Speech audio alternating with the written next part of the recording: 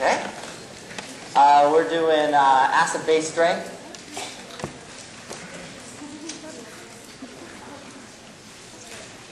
Okay, I teach this a particular way, so if you already know this, you can zone out for a little bit. The way I think there's 4 factors that you have to consider. The easiest ones have to do with the periodic table, so if this is the periodic table here, kind of looks like a rectangle. As you go to the right and down, you become a stronger acid. So acid strength increases to the right and down. Down has to do with size, which is called polarizability. To the right has to do with really electronegativity. Okay, so to the right and down increases acid strength. So for example, H2O versus HI. Well, you're comparing oxygen and iodine, so you look at your periodic table. Iodine is more to the right and down, so that must be the stronger acid. For the base, you just do the opposite. So this is the stronger acid, HI. Obviously, water is neutral, but following the table, that's the periodic table, that's how that goes. 2 other factors. The next factor you don't see too often, but you see it once in a while. It's called the inductive effect. Is the OChem term for it. This has to do with if you see a fluorine or a chlorine on a molecule. So it's related to electronegativity. For example, if you see the following,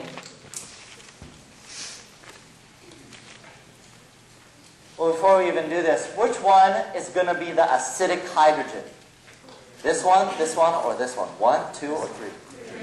3, that's right, because of what we just talked about. Carbon versus oxygen. You look at your periodic table, oxygen's more to the right. So it'll be the more acidic one. So the hydrogen on the oxygen is going to be more acidic than the hydrogens on carbon.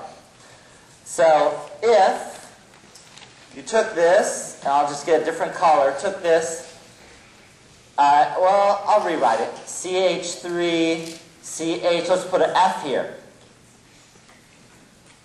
The bottom one is going to be more, a stronger acid, really, because it has a fluorine on it. Same would be true if it's a chlorine.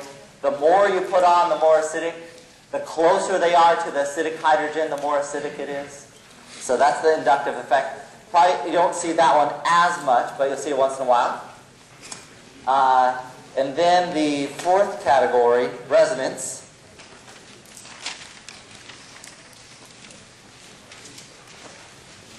Resonance.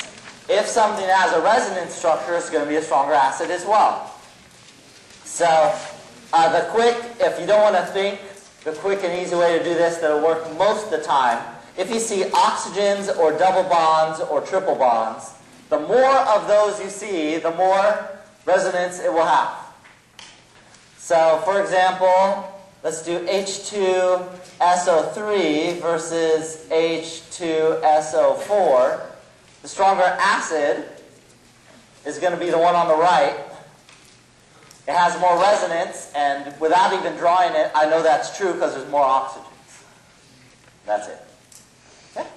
So it's going to usually be one of these 4 effects. They shouldn't contradict each other. Your book explains it a little differently, but it's the same concept. Oh, and then one side note. If you don't know table, I think it's 5.2 in your book. This is a side note on a couple side notes.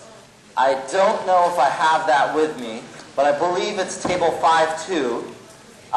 It lists all the strong acids in there. And I'll kind of flip through and see if I see it. Everything on there is a strong acid. Everything not on there is not strong. Okay? All the bases here are strong bases. If it's not on here, it's not strong. So that's an easy way to do it too if you use this table. Okay? A third way to do this, so look this table up. A third way to do it is as follows.